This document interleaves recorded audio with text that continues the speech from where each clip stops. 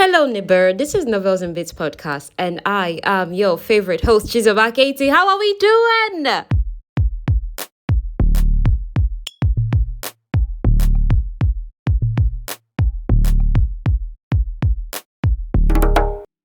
We have been faithfully doing this series by Tahereh Mafi, Shatter series. This is the third book, and this is the last part of the third book. We've done the first part. It's available on the podcast. If this is the first time you're tuning into us, hi Nibber. Nibber is Novels and Bits podcast listener, and I am your host, Chizoba Katie. It's such a pleasure to have you here. Now, briefly, where we ended things in the last episode, we see that Juliette begged Warner. Not even really like begged and sobbed. She just asked him, hey, please, could you help my friends? This place they're in is not okay. You know, they're jam-packed there. There's no purpose there. I mean, they could work with us to bring down the Reestablishment. And as much as Warner is more or less like, oh, just me and Juliette can take the world. We're just enough. But he's like, okay, well, because they're your friends, I'll help. I'll see what I can do. And he goes great lengths. He turns his personal training quarters, his training room, like this massive gym space, into their space that they can come there. And because it's underground and nobody really goes there, and he'll find a secret way to bring all of them in. He did that because she asked, provided food, medication, training for them. You know, that's really sweet. But at the same time, they've come to that point that, you know, she's not really acknowledging his feelings. He feels vulnerable. He feels exposed. He's not someone used to wearing his heart on the sleeve. And he's doing that for her. And she's not returning it. So he feels raw. So how much as he feels all those ways, you know, he's still kind and good to her friends. But he's like, please, you have to understand that I open myself to you like this. It's not enough for me ever to just be your friend. So let's just be cool, right? Like, okay, we work together. This is it. I will think always well of you. I'll help you the best I can, but let's not try to be friends. So it's a very tenuous place that they are right now, okay? However, in the following week, like this is the week after Juliette's friends, other people with abilities, Kenji and Co have moved into Warner's private training rooms.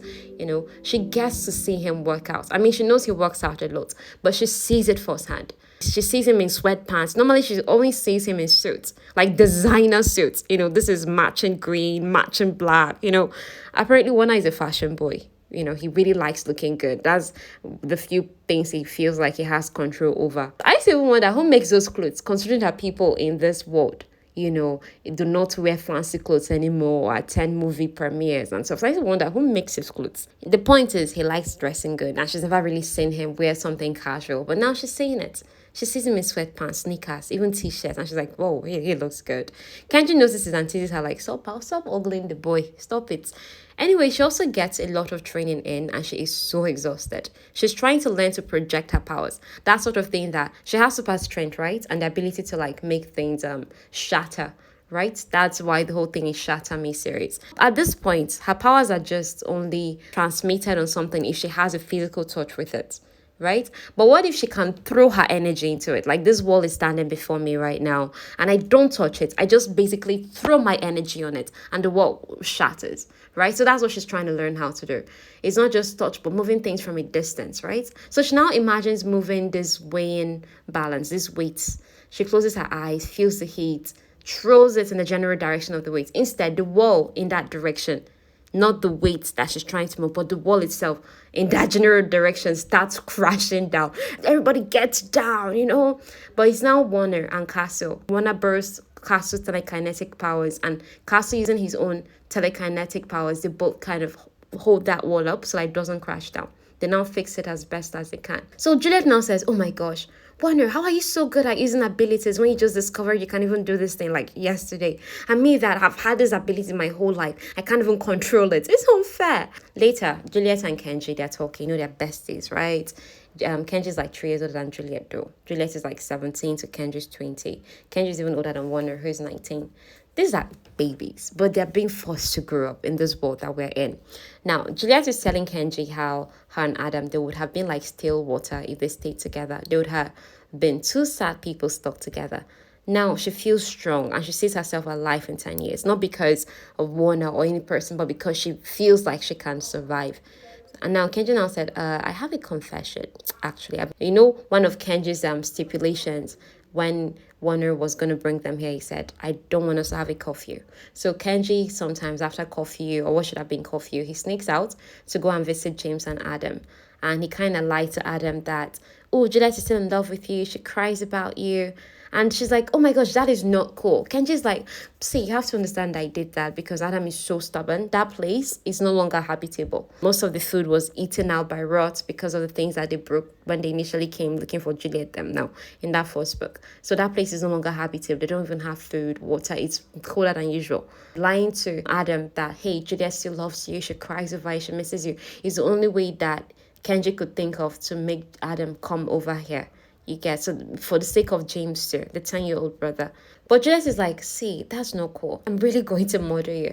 But Kenji's trying to explain to her, see, what I did is only why I knew how to ensure that all of us are together. This drama all of you have going on, it's gone on for too long now.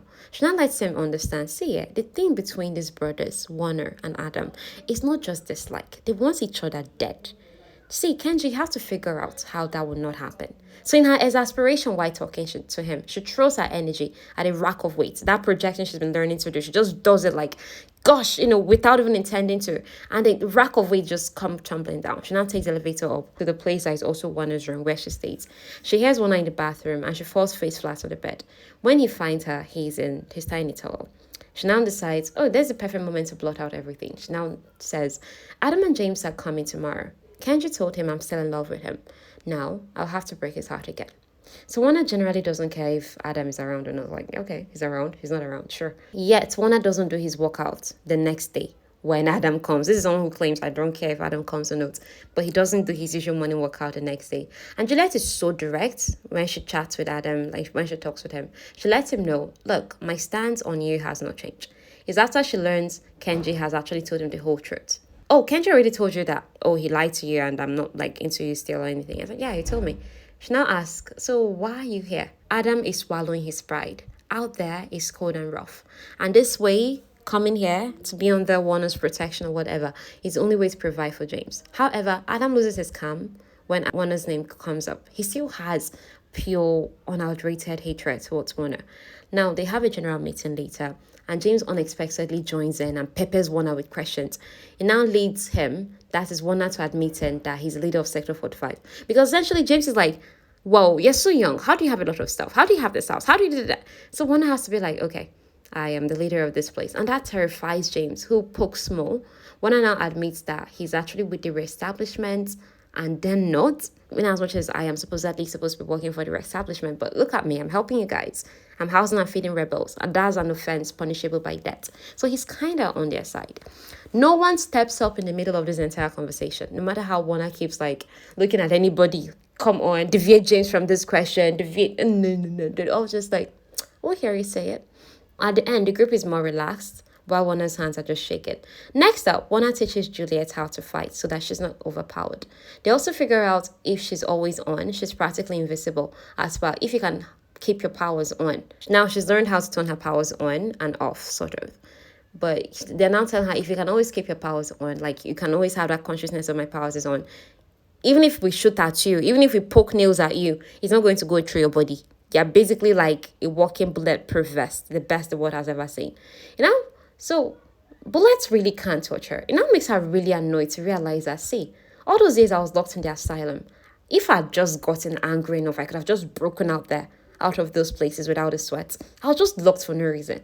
You get? Now, they have one more week before they show themselves to Sector 45 and take over it as well. We rebels are in charge of Sector 45. Because the whole idea is to bring Anderson back to Sector 45 so that they can, and then take over the section leader that is entire North America or something, you get. So that's the whole idea. Now, Juliette is insanely good at projecting her energy now. She's better in tune with her power and she can project things in mid-air. She's embraced her badass fashion. And it's because Warner is a great teacher who devotes 14 hours a week training her, besides Kenji. Adam is in place. You can easily tell by his scowl and how he just like... But he doesn't say a word. Doesn't stop James from talking to Warner either. Warner is often his target. Is often James's target to pepper with questions because Warner keeps to himself. Everybody enjoys watching Warner squirm whenever James is peppering him with questions. Juliette also notes pairs are forming in their unit. There is this person called Ian and this girl called Lily, Adam and Aliyah, another quiet girl who mostly designs stuff. Those people are bonding. Aliyah is how Juliette used to be, the whole quiet, sweet fashion girls. That's apparently Adam's type. So that's why he does not appreciate Juliette being a badass. Now, one day, one announces to Juliette that he's visiting his mom. It's her birthday. And his clothing is askew. He's normally, clean and bash. But right now, what's with the rumple, okay? Now she wants to ask personal questions about his well-being, like, are you well? But she can't because they don't have that kind of relationship. They're just colleagues, right? They've been like colleagues. But she's now coming to realize, okay, that's no longer enough for me. I want to be close to this person. Anyhow, she still says nice things and asks if his jade ring is a gift from his mom. He has a jade ring he's been wearing since book one, that whenever anybody talks or makes a reference about it, he gets touchy. He gets like, ooh, don't go there, okay? It takes 10 seconds before he answers that it was his 6th birthday and his mom was trying to hide him from his festive hating father, his father that flogs him all on his birthdays. His mom was trying to distract him and I told him the story about the man who went around the world to find a ring, the same jade as a boy's eyes. So his mom giving him that jade ring was symbolic. If you hide your heart, he can't take it from you. Now, Kenji and Juliette take the path through Warner's training facilities and the warehouse to get to a tank. They're invisible, and Kenji has mastered projection too. The whole covering a lot of people at once. He doesn't even need to touch Juliette now. Before he needed to touch you to project. Right now, he can just throw it at you. So everybody has been working really hard to master their abilities. They want to train outside in the elements, hence this excursion trip out. Warner senses them, even if he can't see them. Because one eye is all in now in the sneaking and sneaking out. He now brings them to a particular spot and says he'll pick them up in 2 hours. He drove them in the tank, dropped them there. Now the training doesn't go well because they're both invisible. How would 2 invisible people train? Also, Warner is late and Juliette doesn't feel right. She now makes Kenji walk with her to the blue house where Warner's mom is. Because where Warner dropped them is like a street down from the street that his mom lives on. That blue house that Juliette saw that long time ago and the one that she was shot in. But she doesn't give away that secret to Kenji though, that we're going to Warner's mom's house. It's just, hey, let's go down to the street here. I have a feeling. The one thing about Juliette I really appreciate is even if she knows stuff about you and you know stuff about her or the other person even if she knows 5 people's secrets and she's talking to all 5 of them, she's not going to share the secrets of one person to any other person. She just feels it's a secret to tell. Yo, do not drag me into it. You get, I love how she's that sensible about that kind of stuff. Kenji accompanies Juliette all the way to Warner's mom's house. When she sneaks in and she's about to enter into Warner's mom's room, she now notices that, I'm no longer invisible because, Kenji kept her invisible all this while. Now, the room is beautiful with a single bed and hospital equipment, like somebody who, instead of living out their last days at the hospital, is living it out at home. There's photos of a blonde woman and a blonde boy. Warner is crumpled in the corner and the bed is empty. So she goes and tentatively offers comfort, like, I don't know if I should, but I want to. Would you take my comfort? And now they're wrapped in each other. They're, the kind of hug and they're wrapped in each other. Now when they rejoin Kenji, Warner drives them back and drives off. In private, Kenji admits that, I actually followed you and I saw both of you together. She then tells him, Warner's mom died today. She used to live there sick, abandoned by her husband. Kenji is so sorry, especially as she reveals Warner found her by accident when he was looking for a solution for his mother. That's the whole thing he wanted with me. He didn't want me to become a freak or anything.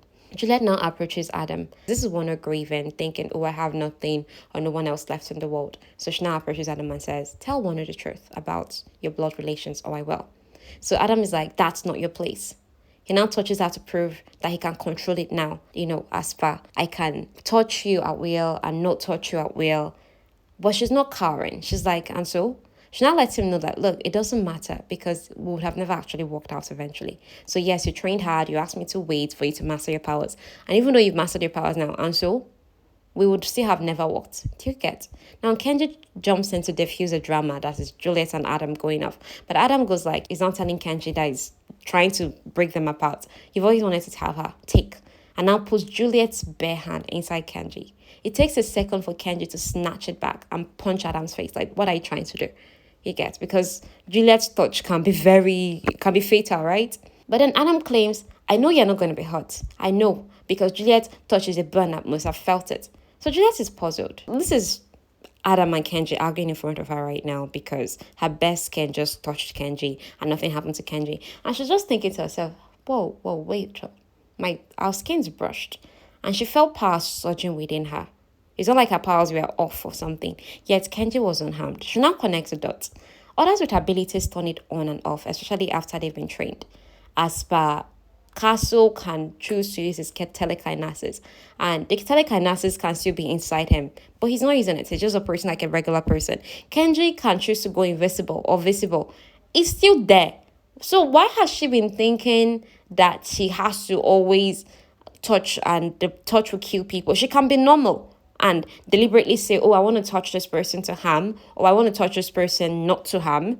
Do you get? The thing goes like, whoa, hold on a moment. I can be with anyone I want, not just a select few in the world who can touch me. So her friends, she announces, this Eureka moment to them, like, look what I just figured out. And they are celebrating with her, jumping on her, and there's pure confidence for what she needs to do. Now we're going to find out what she needs to do in a moment. Juliette finds Warner in the room, looking not put together at all. It's dark, and he starts moving away from her. And she now tells him, Aaron, you were right. I was a coward. I want you. It's a whole lot deeper and more emotional than this, because it's like, I'm summarizing. And she does a lot of convincing because poor guy can't take any more hits. He can't handle being toyed with right now.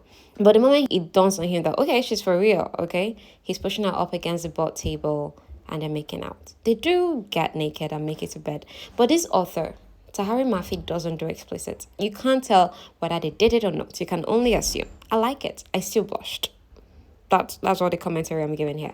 Now, this is 10 a.m. in the morning. Juliette has been staring at Aaron for 2 hours. Him, who is usually up at 5:30 a.m., is still sound asleep, totally white, because they were up late. They were up late. Whatever they were up late doing, that's you. He stares, gives her a sleepy smile, and is a first. They've never shared a bed or any such intimacy before. He's shocked to hear the time, but at the same time, he's not in a hurry to get out. She asks him, why do you trust Delano? One older officer like that helped him sneak her out, helped sneak her friends in. Why do you trust that particular officer? He now says, that lieutenant is actually my mother's father, actually his grandpa, but they've never acknowledged their shared DNA. Both of them are not even acting as though his mom or Delalo's daughter is just within the sector or just passed. It's messed up. It took Aaron 19 years to trust Delalo, all right? So we're going to use Aaron and one interchangeably. He's Aaron to Juliette. He's Wonder when we are like in a group setting. Now, Juliette, they've made for her a new suit. The suit she had at Omega Point was destroyed now and everything. But this new suit that they made for her, Alia was the person who designed it, is dark gray and it tends to turn golden in certain lights. It has a snake skin impression. It enhances her movements and powers. Everyone is going on about how awesome, oh my god, your new suit looks so great on you. Oh my gosh, look at how awesome it is. But Warner is now whispering to her ear, okay, how easily can this be taken off? Dude, this is YA. Why are you not being YA? Why? So they're like, many reels and TikToks around this. Yeah, I might share some of them on my status on socials. So please follow me on socials. I'm mostly active on YouTube, Instagram. So please follow me. And of course, my WhatsApp status. I mean, everybody can have my number for now. I'm not big yet for it to be a bother. So anyhow, but we're big. We're definitely big. God has made us big. Now, they have 12 hours left to execute the plan to take over Sector 45. Adam seems calm. He gets. Now, Warner and Juliette are by themselves in bed. He hasn't talked once about his late mom. Now, to ease her, Shah says, at least I know she's not in pain anymore. Because Juliette doesn't find it normal that he's not really grieving. And Warner is actually shocked that this thing with Juliette is real. Like, you're real. Because, as someone who can sense emotions, he feels her sincerity, her love, and how she's actually staying. He thinks he's going to wake up and it's all going to be a dream. So she now shows him it's not a dream. And how she shows him, she kisses every inch. Now, come morning, he calls an assembly and they put on a show. Juliette is standing at the highest point of the tallest building there. And she now goes, what has the Reestablishment done for you? First off, they're shocked to see she's alive and that she's speaking so strongly. She actually demonstrates her power by projecting. She now divides the group of soldiers standing together into perfect halves. In the space between, her friends appear. Kenji made them invisible and now they just seem like they materialize out of thin air. Castle and Winston demonstrate telekinesis and electricity with a tree. It's unplanned, but it solidifies Juliette's statements that she can protect them. She now jumps down to the ground from like 100 feet, and the ground rumbles. It's giving superhero. It's giving Avengers Assemble. And she now joins her friends. One now asks the soldiers to prepare for war as the Supreme Commander is going to be here in a few days. Then they disappear, courtesy of Kenji. They're actually running towards Warner's training rooms. Warner orders a lockdown of the base. Word will already start spreading of what has just happened. There's so much to prepare for. To Juliette, he now says, "You would go on to do great things. I have never deserved you." Kiss on the forehead. Aww. Adam was there for the whole show, and now he acknowledges just how much Juliette has changed, finally. Now the group is hanging out, discussing, anticipating, and some of them even get into first names of Warner and Anderson. Like, oh, what's the first name? Warner is not here with them, and they're now discussing, so what's the first name of Warner? Juliette is like, I'm not telling. You guys have to ask him yourself if you want to. I'm like, okay, what's the first name of Anderson there? That's the Supreme Commander. That's Warner's father. She doesn't know. Adam now snorts. It's Paris. It's not like it's a special name. Paris Anderson. Name of Warner and Adam's father. Warner happens to walk into the room at that very moment, and here's when Adam says this. And he attacks Adam, accusing him of being a spy. That it's only his father's closest guards and people that serving him that would know his first name. So Juliette now has to blurt out. He knows because you're brothers, you have the same father. Warner is shocked, but he's not angry. He now asks for privacy with Adam. Both of them sit side by side, and no one can overhear their conversation. Eventually, Juliette goes near and sits beside Aaron. He just lost his mom, but he gained two brothers in the same week. James right now, he's asleep throughout this drama. They're not sure they'll tell him yet about his dad being a mass murderer. Nah, that's not exactly good news. Before Aaron leaves with Juliette for bed, he has a word with Adam, and it's just magical. Aaron is now confiding in Juliette that he doesn't hate Adam, he understands him, and actually admires how he turned out considering the kind of dad they have. Do you understand? Now, in the privacy of, in quotes, their bedroom, it's become that real fast. Aaron wants to know if it would be weird for Juliette that he wants to spend some time with Adam, considering he's her ex and stuff. She's like, of course not. James too. Like, yo, spend time with your brothers, okay? She wants him to be happy, to have people. And also, they have each other too. One day is all it takes. One day since the whole announcement and taking over Sector 45 thing is all it takes for Anderson to arrive in Sector 45. He's on a ship at the docks. Juliette takes 2 guns, even though she doesn't need it. She needs the confidence of the guns, and she's all suited up. Others will be handling Anderson's armies, while Kenji and Juliette will head to the ship where the man is. They walk. That's the best way to move. Now, the ship is actually a small city on water and is armed to the teeth. Juliette shoves gas into the water with her projection energy.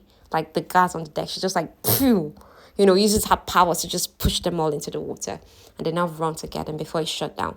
In the process of climbing down through this ladder and this claustrophobic space, she loses Kenji. She can't hear him and she can't call too hard out to him like, Kenji, she can't do that, so that she can avoid unwanted attention. She's still invisible, meaning Kenji must be close by if his abilities are still keeping him invisible, right? They're projecting. She presses herself against the walls of the narrow hallway to avoid incoming soldiers. She doesn't know her way around the ship, but Kenji does because he's been here when his stint, that he's undercover time as a soldier, so he knows a little of his way around. And she hopes wherever you are, Kenji, just be fine. Just be fine, my friend. She winds up losing the invisibility, meaning Kenji has wandered far from her, and she now hears a gunshot in the distance. She starts destroying things because she's trying to find fancy rooms here where Anderson would likely be occupying. She now begins jumping down through the wood, like she just jumps and boom, just shoves her body through the wood and going down. She's indestructible. She's like boom, using her body as catapulting down underground. It's actually awesome to watch. And she now gets to a level where there is boilers, announcement rooms, places that Anderson cannot be at. Eventually, she gets surrounded by soldiers and they start shooting. Obviously, as they're shooting at her, it's just like, it's just dropping down, like around her. The bullets are not, they're doing nada. And with just a punch of her energy, boom, she knocks out, like boom, just project energy with one punch. She knocks out hundreds of soldiers left and right. Completely badass. The bullets around her. There's even a mangled piece of bullet in her mouth. She spits it out. This is giving tour. It's giving tour, please. Now she searches the entire floor. She sees kitchen stocked with food, and she makes mental note to return. Please, we cannot waste food in this day and age. Nothing else here is interesting. She now jumps again through the ground to another floor that is wider, more open. She runs through all the soldiers with ease. She's invincible. Tears through more doors than she can count. Nothing. She's now feeling defeated. But then there's another door. She opens it and is unlocked. Inside are the twins, looking as beautiful as ever, but they seem mentally tortured. The twins inform her that Kenji came looking for her and they were separated. Anderson is 2 doors down, but he came with a weapon that he's very happy about. They warn her about it. Now, Juliette is barely breaking down Anderson's door when she feels unimaginable agony. She's thrown back against the wall that is ringing in her ears. And the blast just keeps coming and blasting and blasting. Something is hitting her so hard. It's supposed to be impossible. She's indestructible. So what is this? She just keeps down. She stays down. She now sees through the haze. Anderson and his stocky blonde man with his hands in front of him. So that's sound waves power. Pressure waves. This is Anderson's new toy. The thing throws her back. The sound waves power throws her back. And it's the pressure from the explosions that is killing her every time he claps. So Juliette would be dead if she were a lesser person. And Kenji's somewhere in this room. And that thing has been used on him, so he's not okay. So she's now thinking to herself, I made James a promise I'll come back. She actually did. She now stands. She takes a step at a time. Just walks toward that guy. The guy is backing away the more she's stepping forward, hitting her there. When she's close enough to the guy, she squeezes his neck until it cracks and then the pressure stops. She collapses. Anderson's boots are touching her skull. He keeps shooting at her, unloading bullets into her body, waiting for the moment she can no longer hold on so that he finishes her off. She thinks she's dying, but she might as well do one thing. She grabs Anderson's ankles and squeezes, basically tears his feet from his body. He's in pure agony, and suddenly she feels so much better. She gets up, takes the gun she has in her holster, shoots him in the forehead, boom, twice, one for Adam, one for Warner. Kenji is slumped. She picks him up and takes him to the twins to fix him. They're not reactive, and they're not even screaming at how he looks. They simply get to work. She thinks, I love them. Now, Kenji is going to be asleep for days. He's not even supposed to survive this, but somehow he did. Now, soldiers, she has already basically taken out all the soldiers. Like, no soldier is left standing. So she carries Kenji and she walks out of there with the twins. They find an abandoned tank. And she keys in her thumbprint. Thanks to Warner who did this for all of them. Like everybody, he already keyed in their thumbprint so that at any point they find themselves needing to use any vehicle or so, it will identify them. Juliette doesn't know how to drive, but this is a tank. So it's not like she can avoid. She'll just basically move the thing. It's automatic anyway. Move it in the general direction she wants to go. So that's what she does. Drops off the twins and Kenji at the barracks first. And then she now heads to the assembly grounds where it all began. She's shaken, but she has to carry through with the plan. She now accesses the announcement room that is up. She flips the switch on for all speakers, and she now announces, Sector 45, the Supreme Commander is dead. The capital has surrendered. The war is over. I am Juliette Ferris. I'll lead this nation and challenge anyone who would stand against me. So weak, she forces herself to make it out there to the battlefield. Hundreds are dead, but hundreds are still standing. News has already spread. Civilians were kept safe in barracks. They rush out to reunite with their loved ones. People are cheering for Juliette. So many brush against her, touch her, and she's not shrinking away because she can't kill them unless she wants to, because now she's in control. So people can't touch her. She can touch people too. She makes it to the second story of one of the compounds, kicks off the solar panels, and stands there by Shellwheel because she's so tired and she's so dizzy. People are gathering, but not the faces of her friends. She's about to get down from there when finally, there they are, all of them except Warner. Next thing, the roof vibrates beneath her and Aaron appears beside her. That's Aaron Warner. She melts in his arms. He's holding her against himself. He now tells her, the whole world is going to come for us now. She tells him, I can't wait to watch them try. As per, let them bring their worst. I get their power, So this is where we stop. And this has been an incredible, conclusive journey. And we all know it does not get easier, but it's still nice to feel the badass and stuff. And there are just so many surprises coming. I don't even want to spoil it. We're still going to do the fourth and the fifth book. There's still a sixth book and seventh, I think. But I'm ending in the fifth book for now. And then we'll just catch a break until whenever I have power for this series again. All right, lovelies. Thank you so much for tuning in. And please share, review the podcast wherever you are. Leave a review. See you next episode. Bye. I love you, neighbor.